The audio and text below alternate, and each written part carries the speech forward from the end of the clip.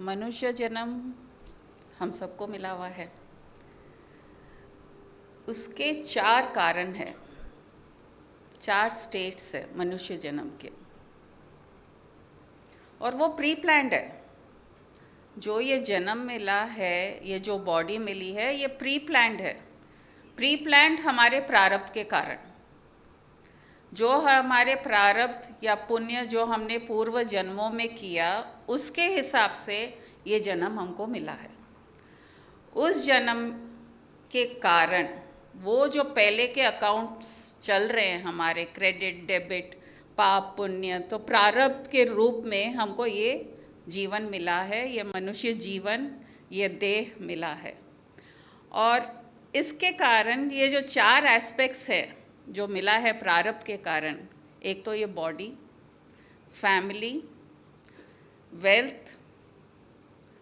Wealth, और body के कारण हेल्थ, और लास्ट एंड फाइनल गुरु।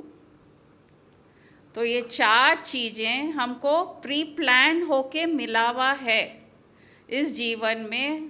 प्रारब्ध के कारण ये सब, बॉडी है तो हेल्थ भी है उसके साथ, और बॉडी है तो उसके रिलेशनशिप्स है, फैमिली है, हमारे संस्कार हैं, हम कहाँ पैदा हुए हैं वो हमारे साथ है, और हमारा वेल्थ। एक गरीब के लिए भी वेल्थ उसका जितना है वो वेल्थ है। हम ज़्यादा अमीर हैं तो हमारा जो वेल्थ है वो हमारा वेल्थ है, तो वेल्थ भी है हमारा है।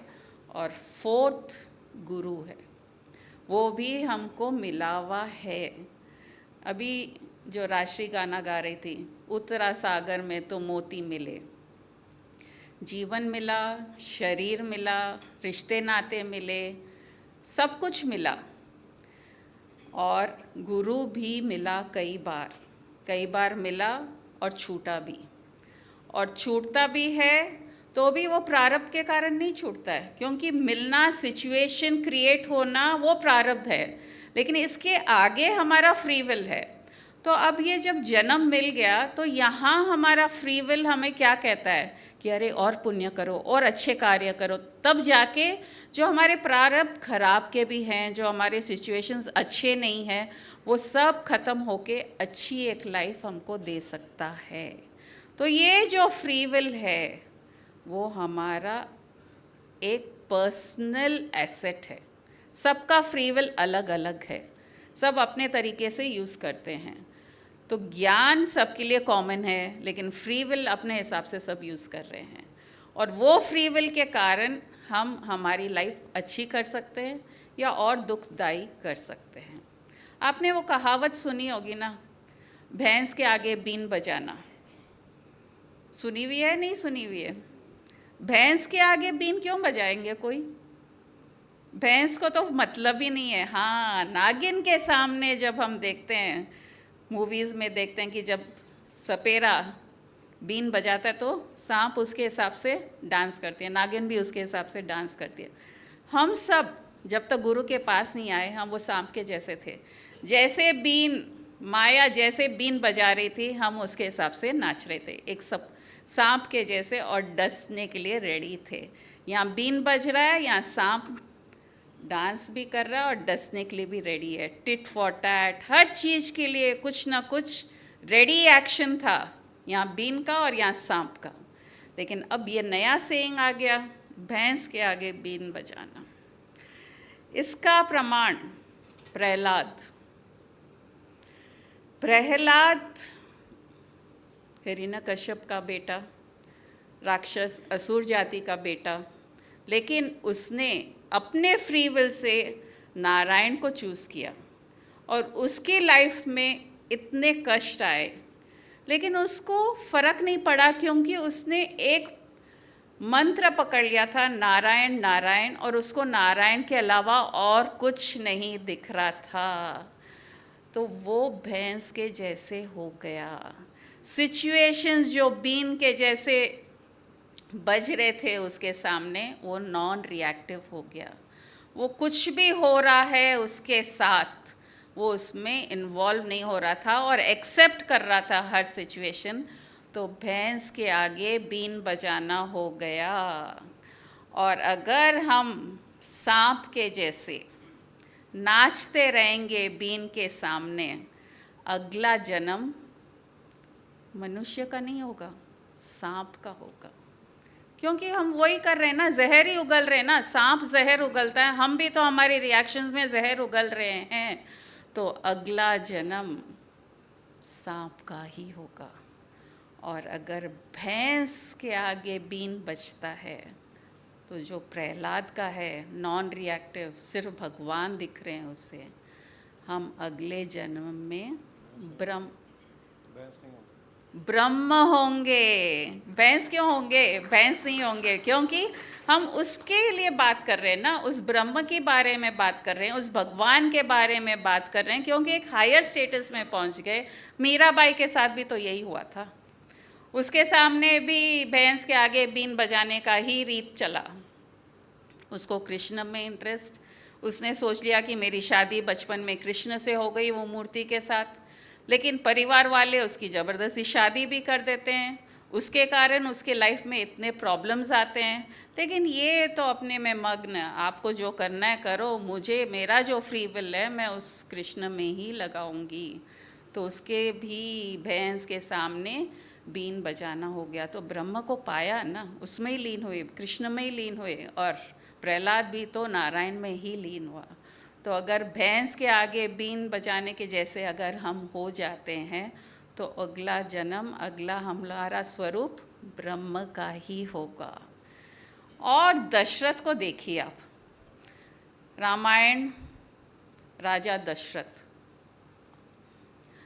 उनको श्राप मिला था कि आपको भी पुत्र वियोग में आपकी मृत्यु होगी। कितने साल पहले, जब तक पुत्र भी नहीं हुए थे, तभी श्राप मिल गया था दशरथ जी को, लेकिन उसकी तैयारी नहीं की उन्होंने। जब अगर श्राप मिलता है तो हमें मालूम है कि उसका नतीजा तो आने वाला है लाइफ में। अगर हम प्रिपेयर्ड हो जाते, अगर हम एक्सेप्ट कर लेते कि ये क्योंकि मेरी गलती से हो गया है तो मेरे लाइफ में ये होने वाला है, अगर उस सिचुएशन के लिए तैयार हो जाते, और कैकेयी कहती कि राम को वनवास जाना है, तो वो भी तो साथ में जा सकते थे, वो भी साथ में जाके उनके साथ रह सकते थे, लेकिन वो पुत्र वियोग और उसकी तैयारी नहीं की तो उनके साथ भी मृत्यु ही मिली। तो यहाँ ये हमको ज्ञान मिल रहा है कि अगर श्राप मिला है तो उसका नतीजा आएगा, लेकिन हमारा फ्री विल है कि हम उसके लिए तैयार हो जाएं, उसको एक अच्छे तरीके से एक्सेप्ट कर लें, न कि दुख, मोह, शोक में हमारी ज़िंदगी बिताएं। तो भैंस के आगे बीन बजाना बहुत अच्छा है, क्योंकि सिचुएशंस बुरे आएंगे, प्रारब्ध के कारण बुरे सिचुएशंस आएंगे लाइफ में, लेकिन जब हम उसमें रिएक्ट नहीं करेंगे तो श्राप भी क्या कर सकता है, कोई का बुरा भोला हुआ भी हमें क्या कर सकता है, क्योंकि वो तो भैंस के आगे बीन बजाने जैसा हो गया। दुर्योधन और शकुनी, सांप और बीन। शकुनी कुछ न कुछ बीन बजाता था नेगेटिव, कुछ न कुछ गलत करना, और दुर्योधन सांप के जैसे उनके सामने नाचना, जहर उगलना, पांडव को तकलीफ देना, और एंड रिजल्ट हमको मालूम है कि क्या हुआ। तो ये सब स्टोरी से एक ही चीज़ समझ में आती है, अगर हम वो हायर नॉलेज को अपना लेते हैं, लाइफ में एडवर्सिटीज़ हैं, प्रारब्ध के कारण गलत सिचुएशंस आएंगे, प्रॉब्लमेटिक सिचुएशंस आएंगे, हेल्थ इश्यूज आएंगे, लेकिन अगर भैंस के सामने बीन बजाने जैसे अगर हम हो जाएंगे तो मुक्ति, मोक्ष मिल सकता है। लेकिन कैसे? गुरु के कारण, वो फोर्थ एंटिटी, गुरु के कारण ही हमें ये मिल सकता है। नहीं तो ये ज्ञान कहाँ से मिलता है? इतनी बार आप सुने हुए ये स्टोरीज़, ये एंगल कभी समझ में आया?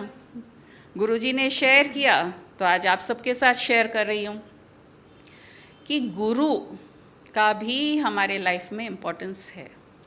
अब गुरुजी के लाइफ के बारे में ही मैं शेयर करती हूँ। गुरुजी जब जन्म हुआ गुरुजी का छोटे से गांव में, बाराबंकी में हुआ, लेकिन रहे लाडनू में। पिताजी, उनके फादर के पास ज़्यादा आमदनी भी नहीं थी, बहुत कम खर्चे में ज़िंदगी बिता रहे थे ये लोग वहाँ लाडनू में रह के, और पिताजी अकेले वहाँ बॉम्बे में रह के। उस टाइम अगर कोई सोचे अरे मुझे ये क्या लाइफ मिला है, कैसा मिला है, तो समझ में नहीं आएगा। लेकिन आज जब देखते हैं तो अरे कितनी अच्छी लाइफ जर्नी रही है, वहाँ से आज यहाँ तक। तो छोटा जगह, छोटा एक एटमॉस्फेयर मिला है, तो मतलब नहीं है कि हमेशा वो रहेगा। गुरु उस टाइम भी थे, हम लोग क्योंकि जैन हैं तो गुरु थे हमारे। फिर जब गुरुजी 10, 11, 12 साल के थे तब पूरे उस टाइम तो संन्यास लेने का ही मन हो गया। वो जैन जो हमारे मेन जैन गुरु हैं उनके साथ रहना, उनके साथ उठना बैठना, सब सोचे कि अरे अब ये तो महाराज बन जाएंगे, जैन मॉन्क बन जाएंगे। और ये श्राप भी था, बन जाते तो हम नहीं मिलते थे आपको, अलग रूप मिलता था ये गुरु का पट्टी बांध के मुँह के पट्टी बांध के हम नहीं रहते थे, अलग रहते थे। तो वहाँ गुरुजी के फादर को कहा गया जब गुरुजी का जन्म हुआ था कि ये पिता पे भारी रहेगा। गुरुजी का जन्म जब हुआ तो ये एस्ट्रोलॉजर्स ने कहा कि ये पुत्र पिता पे भारी रहेगा। और दोनों पिताजी और गुरुजी बहुत बीमार रहते थे बचपन में। पिताजी का तो हमारी दादी जी कहती थी एक बार टाइफाइड हुआ तो एकदम ऐसा लगा कि अभी ख़त्म हो जाएंगे, कुछ ना कुछ, कभी अपेंडिक्स, इतने प्रॉब्लम्स थे। फिर जब जेठ जी का डेथ हुआ तब मैं देखी हुई हूँ, ऐसा लगता था कि अरे ज़िंदगी उनकी अब ख़त्म होने वाली है, कि अब ख़त्म होने वाली है। लेकिन आज हम रियलाइज़ कर रहे हैं कि नेचर इतना ब्यूटीफुल है कि 92 इयर्स का लाइफ और बाद में बेस्ट ऑफ लाइफ क्यों मिला? गुरु के कारण, स्वामी जी के कारण। ऐसा उस टाइम नहीं लग रहा था कि ऐसी लाइफ मिलेगी क्या। तो जब गुरुजी 12-13 साल के थे, वो जैन मुनि के पास जाते थे तो सब सोचे जैन मुनि बन जाएंगे, लेकिन वो नहीं हुआ। फिर शादी के बाद 2 गुरु मिले, मामा जी के रूप में एक गुरु मिले, फिर स्वामी जी के रूप में एक गुरु मिल गए। तो ऐसा लगा कि गुरु को पाना है, मिलने के लिए रेडी है। इसके भजन के 2 लाइन बहुत अच्छे थे कि शबरी के बेर मीठे लगे, विदुर की पत्नी के छिलके अच्छे लगे। अरे तुम याद तो करो, मुझे बुलाओ तो सही, मुझे खाना तो खिलाओ। भगवान से कह रहे हैं, वैसे ही गुरु कहता है, अरे मुझे याद तो करो, मुझे बुलाओ तो सही, खाना खिलाओ ना, मैं आने के लिए रेडी हूँ। तुम लोग वो करोगे ही नहीं तो तुम कैसे पाओगे मुझे? तो ये पूरा जो 4 एस्पेक्ट्स लाइफ के हैं, गुरु के कारण एंड में हर चीज़ इतना एक लाइट हो जाता है, लाइफ बहुत अच्छी हो जाती है।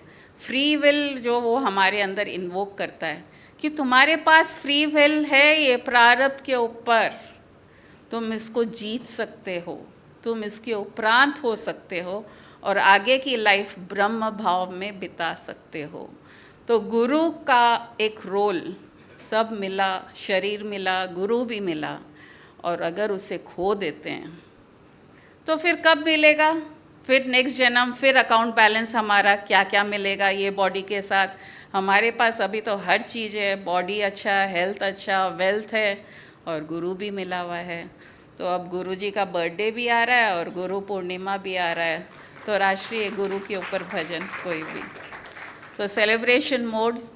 नेक्स्ट 2 थर्सडेज हम नहीं हैं, इसलिए आज से सेलिब्रेट कर रहे हैं।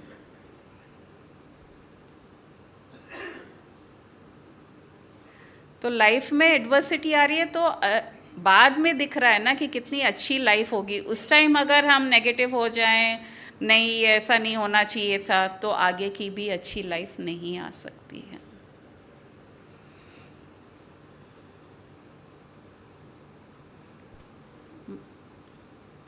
हेलो। गुरु की महिमा कोई न जाने, कोई न जाने, ना कोई पंडित ना ही सयाने। गुरु की महिमा कोई न जाने, कोई न जाने। गुरु एक बहती गंगा की धारा, इन चरणों ने सबको है तारा। गुरु एक बहती गंगा की धारा, इन चरणों ने सबको है तारा। कृपा को इनके हर कोई माने, गुरु की महिमा कोई न जाने, कोई न जाने। पीर फकीर की वाणी में वो है, बूढ़ा नानक सा सुखदाई वो है। पीर फकीर की वाणी में वो है, बूढ़ा नानक सा सुखदाई वो है। प्रेम को उनके कैसे बखाने, सिमरन के हैं लाखों बहाने। गुरु की महिमा कोई न जाने, कोई न जाने।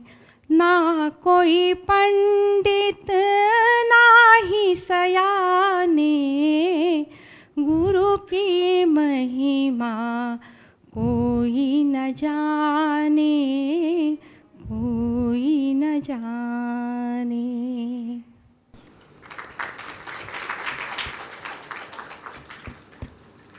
स्वामी जी भी गुरु जी को क्या कहते थे, आप सबको मालूम है? जेन इज अ पेन। तो ये भारी पड़े हैं, पिता के ऊपर भी भारी पड़े हैं, गुरु के ऊपर भी भारी पड़े लेकिन भारी पड़ के भी यहाँ तक पहुँच गए।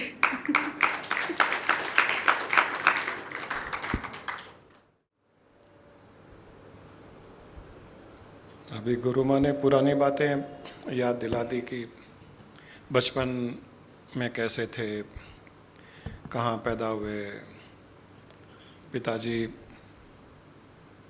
की तबीयत खराब रहती थी मेरे पैदा होने के समय, मेरे भी बहुत ख़राब रहती थी। मुझे याद आ रहा है कि 5 साल तक जब मैं पैदा हुआ तो 5 साल तक बहुत बीमार रहता था,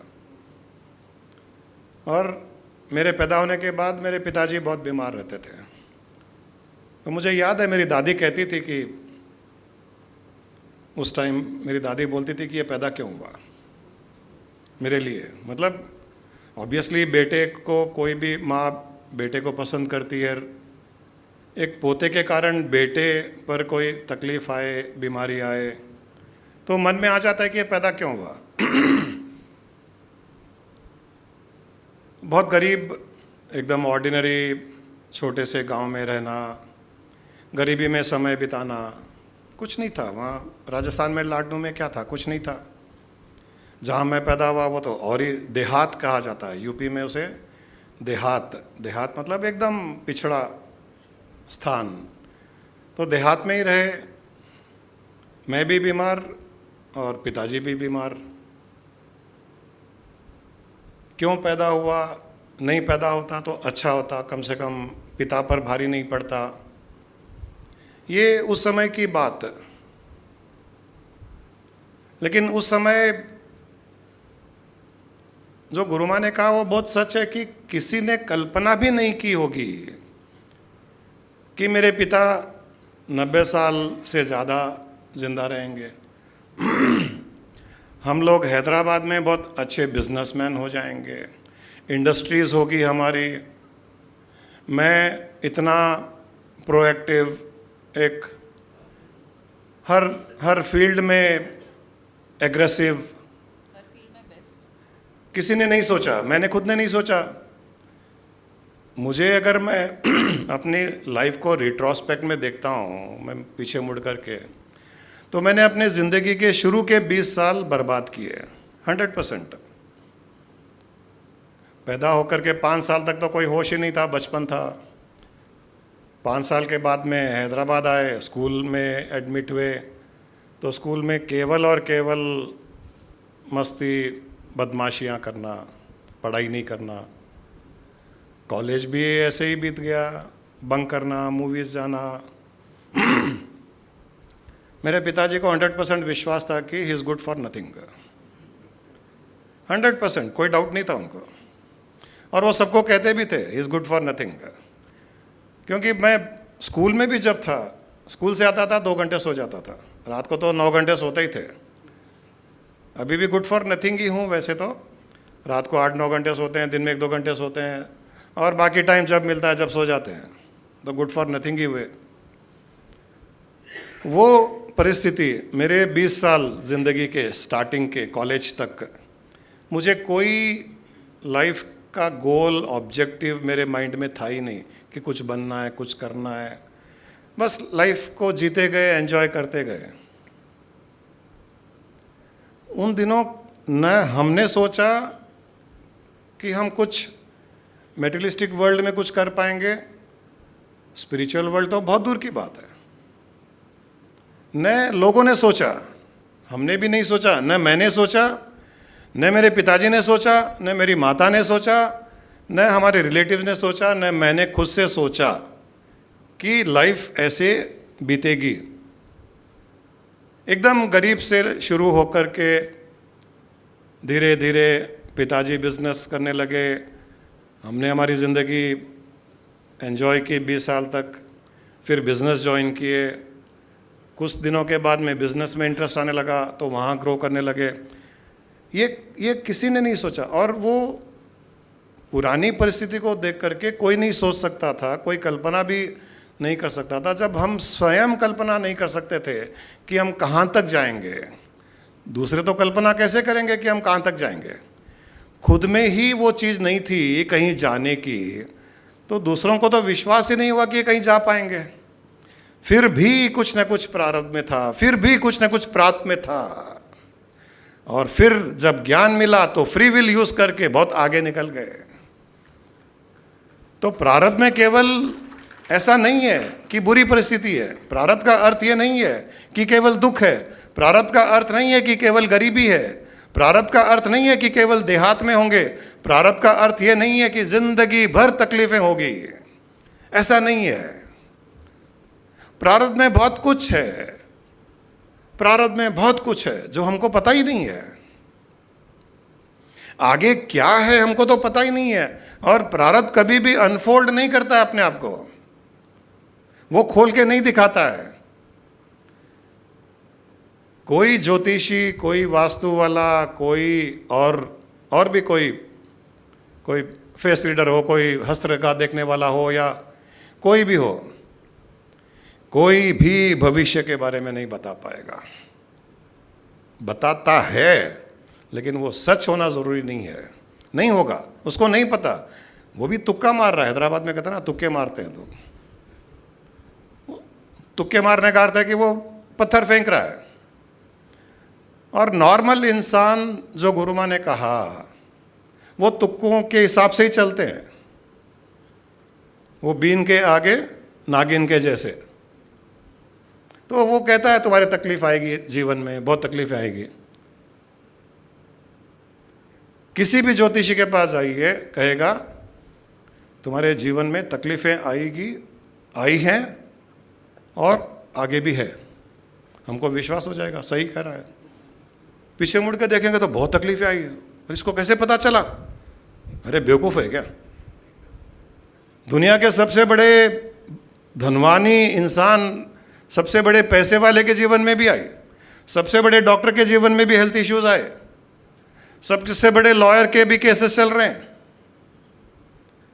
वास्तु वाले की भी तकलीफें आई, ज्योतिषी के खुद के ही आई। वो आपको अपनी कहानी सुना रहा है, लेकिन उसको पता है कि ये कहानी सबके लिए एप्लीकेबल है। फिर क्या कहते हैं? आपके सबसे करीबी लोग ही आपका साथ नहीं देते हैं।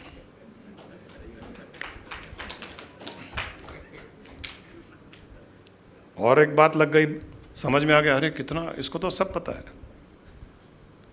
आप बहुत मेहनती हैं, लेकिन आपको जितनी मेहनत करते हो उसका परिणाम नहीं मिलता। हम तो साष्टांग करने को तैयार हो जाते हैं, त्रिकाल ज्ञानी, ये महाराज जी त्रिकाल ज्ञानी है। यहाँ जितने बैठे हैं, कोई भी बताइए ये तीनों चारों चीज़ें आपके लिए लागू पड़ती है नहीं पड़ती है? सबको लागू पड़ती है। आपने सबसे प्रेम किया लेकिन लोगों ने आपसे नफरत की।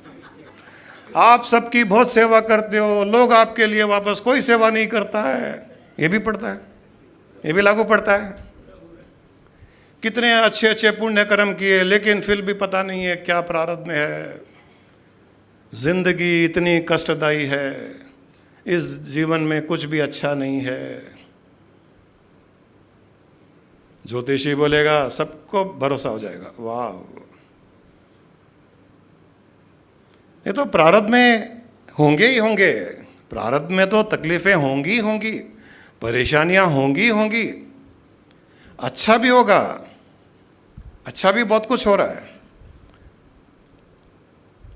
लेकिन जो भविष्यवाणी करता है उसका बिजनेस का तरीका होता है कि इसको दुखदायी नस पकड़ो, इसकी ये सरेंडर हो जाएगा। इसको ऐसी बातें बताओ जो दुखी करती है इसको, ये सरेंडर हो जाएगा, ये अपने को भगवान मान लेगा। उसको वो पता है, वो ये नहीं कहेगा तुम्हारे माता पिता बहुत अच्छे हैं, वो नहीं कहेगा तुम्हारे जीवन में अच्छा भी हो रहा है, तुमने बहुत प्रोग्रेस की, वो नहीं कहेगा। और हर कोई यहाँ जो बैठा है, हर कोई यहाँ जो बैठा है अपने 20 साल 30 साल 40 साल 50 साल में प्रोग्रेस किया ही किया है।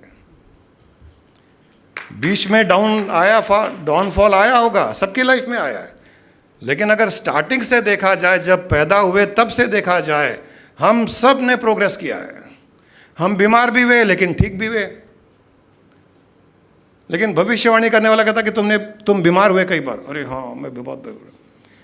अरे तुम 1000 गुना बीमारी से ज़्यादा ठीक हुए, वो नहीं कहेगा। 4 बार बीमार हुए तो ध्यान जाएगा कि बीमार हुए, और 50 साल स्वस्थ रहे, ध्यान वहाँ नहीं जाएगा। 2 लोगों ने धोखा दिया, ज्योतिषी कहेगा तुम्हारे जीवन में धोखा देने वाले बहुत हैं। वो 2 लोग 100 दिखेंगे, और जिन्होंने 100 लोगों ने सहायता की वो नहीं दिखेंगे। वो कहेगा भी नहीं तुमको 100 लोगों ने सहायता की, कहेगा नहीं। और हम सोचेंगे नहीं, इसको पता ही नहीं है मेरे जीवन में क्या प्रॉब्लम्स है, कोई सहायता नहीं करता है, क्योंकि हमने कभी वैल्यू ही नहीं की सहायता की। हमने कभी ग्रैटिट्यूड ऑफर नहीं किया, हमने कभी ध्यान ही नहीं दिया कि हमारे जीवन में अच्छा भी हो रहा है। हमारा ध्यान जाता ही नहीं है। ध्यान उसी पे जाता है जो अच्छा नहीं हो रहा है, और केवल उसी को ही प्रारब्ध प्रारब्ध प्रारब्ध कह करके बेचारे प्रारब्ध को ही बदनाम कर दिया हमने। प्रारब्ध में बहुत सी अच्छी चीजें भी हैं, हम एंजॉय कर रहे हैं प्रारब्ध को।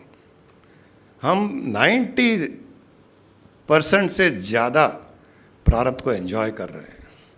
अच्छा शरीर मिला है, अच्छा परिवार मिला है, सांसें मिली है, बॉडी मिली है, दिमाग मिला है, इंटेलेक्ट मिला है, और बहुत सी चीज़ें हैं। हेल्प करने वाले मिले हैं, रिलेटिव्स है, फ्रेंड्स है, सोसाइटी है, समाज है, बहुत सी अच्छी चीज़ें हैं।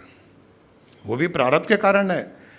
हम सब ने अपने पिछले जन्मों में पुण्य कर्म बहुत ज़्यादा किए हैं, पाप बहुत कम किए हैं।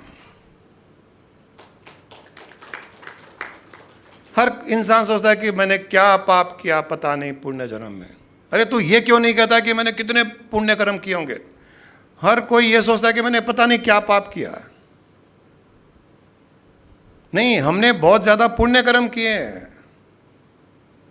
पाप बहुत कम किए होंगे, और वो भी अनजाने में किए होंगे।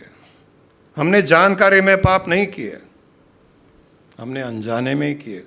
पाप हो गए होंगे हमसे, उसका परिणाम हम भोग रहे हैं, वरना हम सब पुण्यात्मा है।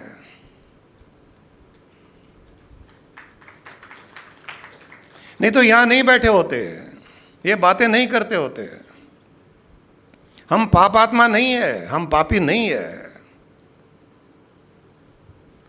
अनजाने में हमने सोच लिया, अनजाने में लोगों ने हमको कह दिया, तुम पापी हो, तुम्हारे जीवन में ऐसे ऐसे होता है, हमने सोच लिया हमारे जीवन में ऐसे ऐसे होता है।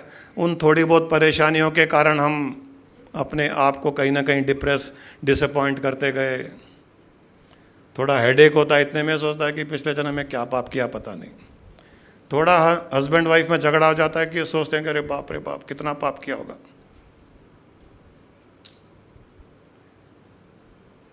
हस्बैंड है, वाइफ है, ये स्वयं पुण्य कर्मों का परिणाम है। माँ बाप है, ये पुण्य कर्मों का परिणाम है। उन्होंने 2-4 डांट लगा दी, वो पाप नहीं है, वो भी पुण्य कर्म का ही परिणाम है। पत्नी ने कुछ कह दिया पति को, अपनी समझ से कह दिया, डांट दिया, वो भी पुण्य कर्म का परिणाम है। पति ने पत्नी को डांट दिया, माँ बाप ने बच्चों को डांट दिया, बच्चों ने कभी माँ बाप को कह दिया, ये सब पुण्य कर्मों का ही परिणाम है, पाप कर्मों का परिणाम नहीं है। क्योंकि हम सब एक दूसरे से प्यार करते हैं। आज तक किसी भी पत्नी ने या किसी भी पति ने अपने स्पाउस को नफरत के कारण कुछ नहीं कहा, प्यार के कारण ही कहा, प्रेम से कहा। बोलने का तरीका अलग होगा, टोन अलग होगा, शब्दों का प्रयोग अलग होगा, लेकिन हर किसी ने अपने दूसरे के अच्छे के लिए ही कहा। डांटा तो भी अच्छे के लिए डांटा, हमने बुरा मान लिया, वो हमारी गलती है, वो हमारी नासमझी है, हमारी नासमझी है। तो वो भी पुण्य कर्मों का परिणाम है कि कोई हमको बचा रहा है, कोई डांट रहा है, कोई सीधे रास्ते पे लगा रहा है, पुण्य कर्म का परिणाम है। बुरा भला कह रहा है, जीवन में दुख है, ये सारे पुण्य कर्मों का परिणाम है। क्योंकि यही तो हमको सत्संग में ले जाते हैं। हम कई लोगों को कहते हैं आप भी आइए सत्संग में, क्यों नहीं आते? नहीं, सब ठीक है, जीवन में खुश हैं। उन्होंने पाप कर्म किए इसलिए यहां नहीं आ पा रहे हैं। जो पुण्य कर्म किए, जिनके जीवन में दुख है, परेशानियां है, वो सत्संग में आ रहे क्योंकि उनके पुण्य कर्मों का परिणाम है ये। हम लक्की हैं। लाइफ में प्रॉब्लम्स है तो हम लक्की हैं। जीवन में जिसके जितनी ज़्यादा परेशानियां है वो उतना ही लक्की है, क्योंकि ईश्वर से मिलने की बहुत जल्दी उसकी मनोकामना पूरी होगी। परमात्मा से मिलन तभी होगा जब जीवन में कठिनाइयां होगी। प्रहलाद तभी बनेगा जब उसको दुख दिया जाएगा, तभी तो नारायण आएगा, नहीं तो नारायण भी नहीं आएगा। सुखी है, नारायण क्यों आएगा? दुखी है, उसके पास जाएगा नारायण। तो दुख भी पुण्य कर्मों का परिणाम है। जीवन में दुख पुण्य कर्मों का परिणाम है। बात उल्टी है लेकिन सच है। अगर किसी को कोई दुख नहीं होता जीवन में तो आध्यात्मिकता भी नहीं होती, भगवान भी नहीं होते, मंदिर नहीं होते, पूजा पाठ नहीं होती, कोई नहीं जाता वहाँ पर अगर दुख नहीं होता तो। स्टार्ट दुख से ही हुआ है, फिर पकड़ लिया कि इनको पकड़े रखो, दुख से बचे हुए रहेंगे। स्टार्ट तो दुख से ही हुआ है। सबसे पहले इंसान मंदिर तो दुख के कारण ही गया है, भगवान को याद किया तो दुख के कारण ही किया है, और जब थोड़ा दुख दूर हुआ तो लगा कि इसको पकड़ के रखो, यही है सेवियर।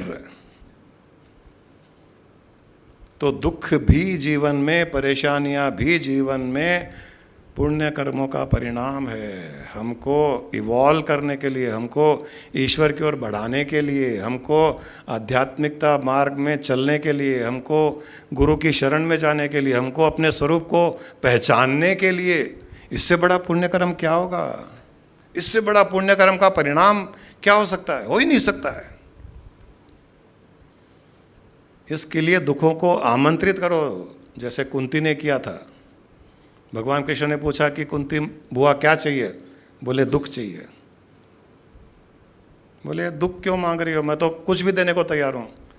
बोले मुझे कुछ भी नहीं चाहिए, तू चाहिए। मैं कुछ भी मांग लूँगी तू दे देगा, लेकिन तू नहीं आएगा, मैं उसमें उलझ जाऊँगी। मुझे दुख चाहिए, दुख चाहिए, दुख मिलेगा, मैं तुझे याद करूँगी, तू आएगा। बार बार दुख दे मुझे, क्योंकि तभी तो मेरा तेरा दीदार होगा, आमना सामना होगा, वरना दीदार ही नहीं होगा।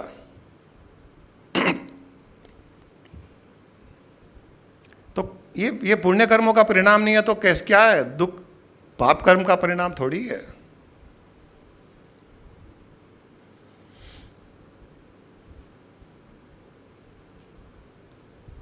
पिताजी पर भारी मैं पड़ा, इतना भारी पड़ा कि वो 92 ईयर्स तक जिए। पिताजी मुझ पर भारी पड़े कि मैं स्पिरिचुअल मार्ग पे चलने लग गया। हम दोनों एक दूसरे पर भारी पड़े। हम दोनों एक दूसरे पर इतने भारी पड़े कि दोनों अलग अलग फील्ड में, वो अपनी उम्र में वो भी बहुत स्पिरिचुअल थे। उनकी डेथ हुई तो उनको भी नहीं पता चला कि डेथ हो गई, हमको भी नहीं पता चला कि वो चले गए। मैं हिला रहा हूँ, गुरु माँ बोल रहे क्यों हिला रहे, सोने दो उनको, सो रहे हैं। इतना भी नहीं पता चल रहा है कि वो जिंदा या नहीं है। हम उठा रहे हैं उनको, मैं उठाने की कोशिश कर रहा हूँ, वो शायद नहीं है। यार गुरु माँ बोल रहे क्यों आप हिला रहे हैं उनको, सो रहे हैं, सोने दो। ये स्थिति जो अच्छे पुण्य कर्म किए हुए, जो अच्छा जीवन जिए हुए, उनकी आ सकती है। तो प्रारब्ध में बहुत कुछ अच्छी चीज़ें हैं। जब जीवन में परेशानी है, जब जीवन में लो है, जब जीवन में कोई कठिनाई है, प्रॉब्लम्स है, ये कभी मत समझना कि ज़िंदगी भर ऐसा ही रहेगा। ये कभी मत समझना, आगे बहुत कुछ अच्छा भी है, बहुत सुहावना भी है। कल गर्मी थी, आज बारिश हो गई। वाह, गर्मी में लगता बहुत गर्मी है, बहुत गर्मी है। कल बहुत पसीना आ रहा था, बहुत गर्मी है, बहुत गर्मी है, मौसम ऐसा है, मौसम ऐसा है। अगले दिन मौसम ठीक हो गया। जीवन में भी ऐसे ही मौसम बदलते हैं, और कब बदलते हैं ये पता नहीं चलता है। बहुत तेज धूप है, कई बार सडनली बारिश, कहीं से बादल आता है, बादलवाई हो जाती है, हवा चलने लगती है, जोर की बारिश हो जाती है। हमने आधे घंटे पहले भी नहीं सोचा कि बारिश होएगी क्या। वैसे ही जीवन में जब समय पलटता है तो ऐसे पलटता है, पता भी नहीं चलता है कि समय इतना अच्छा पलट सकता है क्या, मेरे जीवन में इतना कुछ अच्छा हो सकता है क्या। ये हमारी बुद्धि सक्षम नहीं है जानने के लिए। It is incapable of thinking that there could be good situations in life, कि मेरे लाइफ में वेलबींग भी होगा। ये हमारी बुद्धि सोच नहीं सकती है। इसके लिए कभी भी हमको परेशानियों में, कठिनाइयों में उलझ के नहीं रहना चाहिए, उनसे ऊपर देखना चाहिए। वो रहेगी जीवन में, वो सभी के जीवन में रही है। किसी के जीवन में आज तक ऐसा नहीं हुआ कि कोई परेशानी नहीं हुई। और जितना इंसान जगा हुआ, उठा हुआ, इवॉल्व हुआ, उसके जीवन में उतनी ज़्यादा परेशानियां देखी गई है। एक रिक्शे वाले, ऑटो वाले के जीवन में इतनी परेशानियां नहीं देखी जाएगी जितनी हम यहाँ जो बैठे उनके जीवन में परेशानियां हैं। और हमसे ज़्यादा भगवान के अगर जीवन में देखा जाए तो उनके तो हमसे हज़ारों गुना ज़्यादा परेशानियां, वो भी अपना प्रारब्ध लेके आए। क्योंकि जब जब नारायण भी नर रूप में आया, वो प्रारब्ध वश से ही आया। पहले प्रारब्ध बना, फिर शरीर बना, तो कुछ ना कुछ तो कारण होगा। परेशानियों से डरने की जरूरत नहीं है, परेशानियों के आगे देखने की आवश्यकता है, परेशानी के ऊपर देखने की आवश्यकता है। नीचे मत देखो, ये उड़ती रहेगी, बैठती रहेगी, इनका कोई अस्तित्व नहीं है। ये लहर के जैसे है, ये वेव्स हैं ओशन में, ये उड़ते रहते हैं, गिरते रहते हैं। इनका क्या है, इनको शर्म ही नहीं है परेशानियों को। आपको नहीं, परेशानियों को कोई शर्म नहीं है। बार बार आ रही है, जा रही है, आ रही है, जा रही है, बेशर्म है। तो जो बेशर्म है उस पर ध्यान क्यों दें।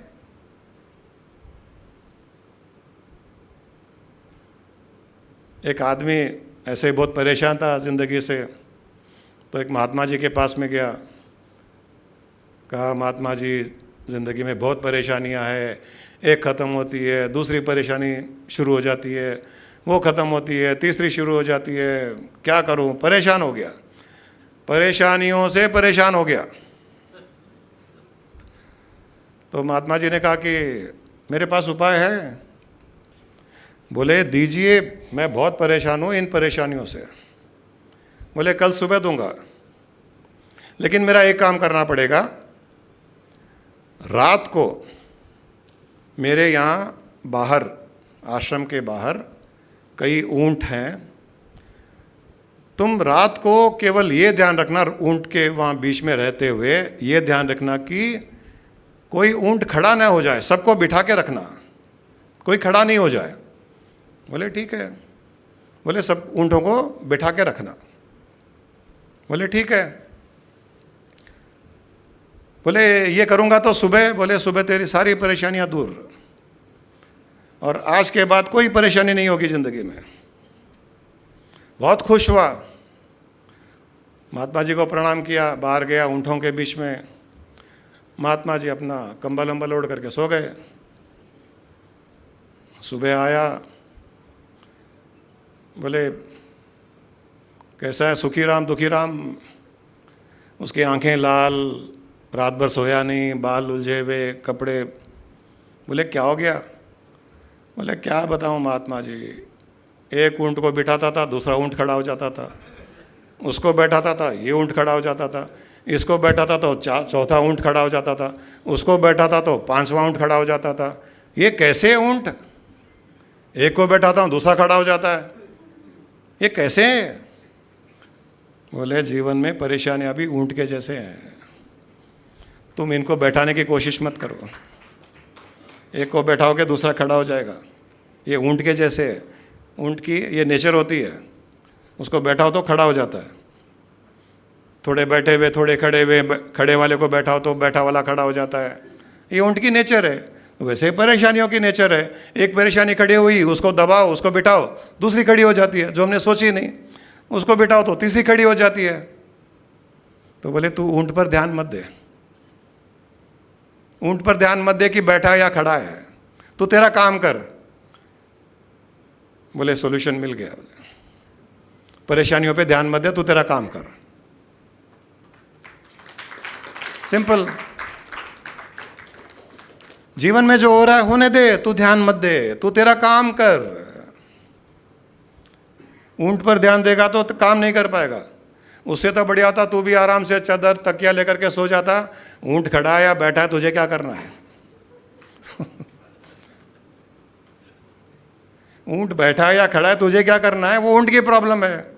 वैसे परेशानी खड़ी है बैठी है, तुझे क्या करना है? वो परेशानी की प्रॉब्लम है। और परेशानी पे ध्यान नहीं देगा तो परेशानी परेशान होएगी, तू परेशान नहीं होगा। अरे परेशानी को परेशान होने दे, तू क्यों परेशान होता है?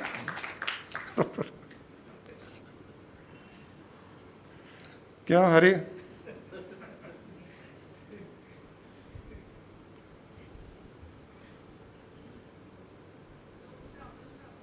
हाँ?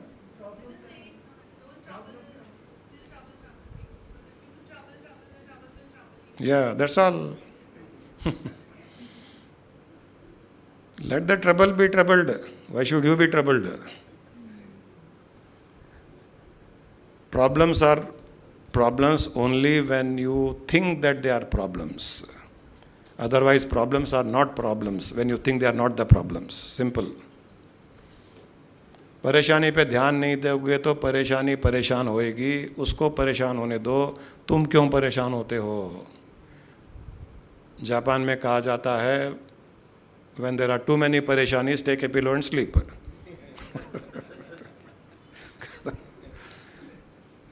परेशानी आई, आप पिलो लेके सो रहे हो, अब परेशानी परेशान होएगी। इसको कैसे परेशान करूँ? अरे मैं तो परेशान होने वाला नहीं, तू ऊँट है, तू उठ बैठ, तेरे को जो करना है उठक बैठक कर ले, मैं तो सो रहा हूँ आराम से। क्या कर लेगी परेशानी? कुछ नहीं कर पाएगी, कुछ भी नहीं कर पाएगी अगर आप परेशानी पे ध्यान मत दो। और प्रारब्ध में बहुत अजीबोगरीब चीज़ें होती है, प्रारब्ध में बहुत सी अजीबोगरीब चीज़ें होती है। हमको नहीं समझ में आता कि ये कैसे हो रहा है। कई बार तो हमको समझ में ही नहीं आता है, कुछ अच्छा भी हो रहा है तो भी हमको नहीं समझ में आता कि अच्छा कैसे हो रहा है। कई बार बुरे में भी अच्छा होता है, और जो नहीं सोचते हैं कि इसमें अच्छा है उसमें भी अच्छा हो जाता है। कई बार हम नहीं सोचते हैं कि इस सिचुएशन में, इस परिस्थिति में कुछ अच्छा हो सकता है क्या, लेकिन उसमें भी अच्छा हो सकता है। मुझे एक कहानी याद आ गई। एक गरीब आदमी था, रोज़ बेचारा मेहनत करता था, सामान उठाना, ईंट आदि, एक लेबर का काम करता था। तो एक बार महात्मा के पास में गया, वही महात्मा के पास जो ऊँटों के, उनके पास बहुत से सॉल्यूशंस हैं। तो बोला, महात्मा जी बहुत गरीब हूँ, थक जाता हूँ दिन भर काम करके, कुछ सहायता कीजिए, कुछ उपाय बताइए। उनके पास एक गधा था। बोले ठीक है, तू सामान उठाता है, ढोता है, एक काम कर, तू मेरा गधा ले जा, गधे के ऊपर सामान ढो लेना तो तू परेशान नहीं होगा, तेरी इनकम भी बढ़ जाएगी। तो बहुत खुश हुआ, बोले बहुत बहुत धन्यवाद। तो गधा मिल गया गिफ्ट में। गधा लेके जा रहा था, चलते चलते गधा मर गया। अब बेचारा क्या करे, रोने लग गया।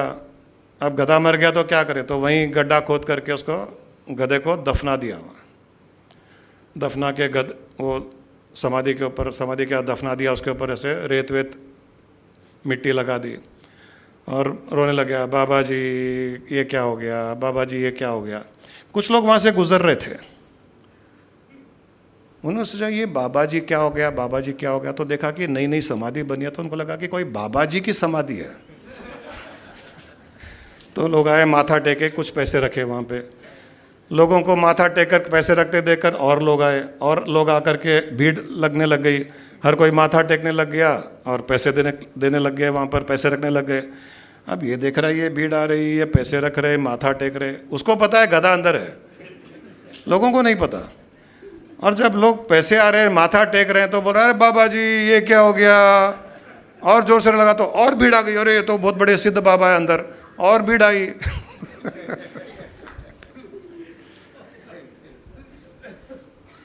कुछ लोग आए, चादर लाए, चादर उड़ा दिए उनको, पैसे, चादर आज भी हैं वहाँ, वो जगह नहीं बताऊंगा। बहुत बड़े बाबा जी की समाधि है। अब रात हो गई, लोग चले गए। अब ये पूरे पैसे उठाया, चादर उठाया, बाबा जी के पास में गया। बोले बाबा जी ये क्या, ऐसे ऐसे आपने गधा दिया, मर गया और ऐसा हो गया। बोले देख, जिंदा रहते हुए गधे ने तेरी सहायता नहीं की, मरने पर तो की, तू ले जा पैसे, एंजॉय कर रहा है। अगले दिन से बस बाबा जी की महिमा, उसी समाधि पे जाके बैठता था, बाबा जी क्या हो गया, बाबा जी क्या हो गया। लोग आते, पैसे डालते, अपना काम चलने लग गया। तो कई बार